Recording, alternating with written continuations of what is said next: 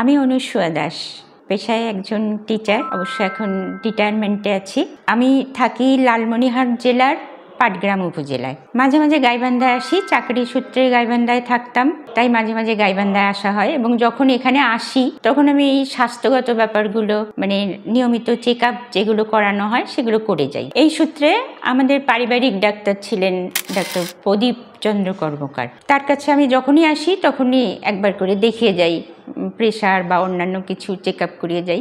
সেই পরিচয় সূত্রেই ওনার ছেলে ডাক্তার প্রীতম কর্মকারের কাছে দাঁত দেখাতে আসি প্রথম। আমার মুখের ভিতরে জিভে, গালে বা ঠোঁটে ঘা হয়ে যাচ্ছিল, ঘা মানে ক্ষত হয়ে যাচ্ছিল, এবং এটা নিয়ে আমি খুব ভীত ছিলাম যে আমার আবার আলসার বা বড় রকমের কিছু হয়ে যায় নাকি, খুবই শঙ্কিত ছিলাম। ওটা মাঝে মাঝে রক্তাক্তও হয়ে যেত। আমি প্রথমে দাঁতেরই সমস্যা মনে হয় হতে পারে, এইভাবে আমি গুড স্মাইল ডেন্টালে আসি এবং এখানে আসার পর সেটা চিকিৎসা করি এবং জানলাম যে আমার ভাঙা ছিল একটা দাঁত, এবং সেই ভাঙা দাঁতটা এতটা তীক্ষ্ণ হয়ে গিয়েছিল যে ওই তীক্ষ্ণতার কারণে মুখের মধ্যে, জিভের মধ্যে ক্ষত সৃষ্টি হচ্ছিল, যেটা আমি খেতে পারতাম না। আমার ঝাল লাগলে ধরতো এবং ঝাল গরম কিছু চা খাওয়া কোনো কিছুই করতে পারতাম না। একটা আতঙ্কের বিষয় হয়ে গিয়েছিল। তারপর যখন এখানে আসলাম এবং শুনলাম যে এইটা দাঁতের কারণেই সম্ভবত হচ্ছে, তারপরও কিছু টেস্ট করানোর পর উনি নিশ্চিত হলেন এবং আমাকে বললেন যে এইটা দাঁতের কারণে হচ্ছে, এবং উনি আমাকে চিকিৎসা দিলেন। 7 দিনের মধ্যেই আমি ফলাফল পেতে শুরু করলাম।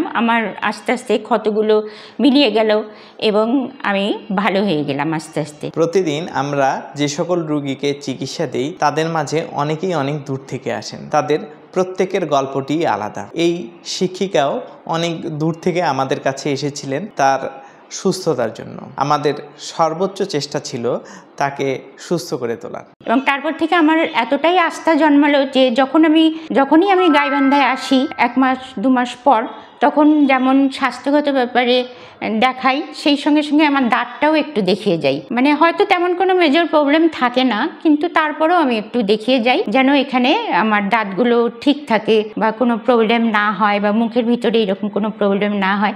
এবং এখানে এসে আমি খুব ভালো রকমভাবে আমার দাঁতের সমস্যাগুলোর সমাধান করতে পেরেছি। তা আমার মনে হয় যে আপনারা যারা এই ভিডিওটা দেখছেন তাদেরও যদি এরকম কোনো সমস্যা থেকে থাকে দাঁতের ব্যাপারে বা মুখের ব্যাপারে, যেটা হয়তো আমরা এই ব্যাপারে অজ্ঞ যে দাঁতের কারণেই মুখেরও অনেক সময় সমস্যা হয়, এটা আমরা যারা জানি না তারা কিন্তু একবার করে সে দেখে যেতে পারেন এবং এই ব্যাপারে নিশ্চিত থাকতে পারেন। কারণ এটা ভিতরের একটা ব্যাপার, আমরা তো নিজেরা দেখে স্থির করতে পারি না যে এখানে কি হয়েছে না হয়েছে। তাই এই ব্যাপারগুলো ভালোভাবে বোঝার জন্য এই চিকিৎসাটা হওয়া আসলে জরুরি। আসলে দেহের সব অঙ্গরই তো কিছু প্রবলেম থাকে, সেই দিক থেকে দাঁতের প্রবলেমও কিন্তু ফেলে দেওয়ার মতো নয়। এবং এইটার থেকেই খাবারেরও সমস্যা হয়, পেটের সমস্যা হতে পারে। এগুলোও আমি এখানে এসে বেশ ভালো মতো পরামর্শ পেয়েছি। এবং শুধু এইটা নয়, এইটার পরবর্তীতে যে আমাকে দাঁতগুলো ভালো রাখার জন্য বা যে দাঁতগুলো ভালো আছে সেইগুলোকে কিভাবে পরবর্তী পর্যায়েও ভালো রাখা যাবে সেই ব্যাপারেও আমি কিছু সুপরামর্শ পেয়েছি এবং সেই পরামর্শ অনুযায়ী আমি চলছি এবং আপাতত বেশ ভালো আছি। আশা করি আপনারাও আসবেন এবং আমার মতো ভালো থাকবেন। ধন্যবাদ। চিকিৎসার শেষে তিনি অসাধারণ কিছু অনুভূতির কথা বলে গেছেন আমাদেরকে। তার এই অনুভূতিগুলো আমাদেরকে সবসময় অনুপ্রাণিত করে আরও ভালো করে আরও ভালো কাজ করার জন্য।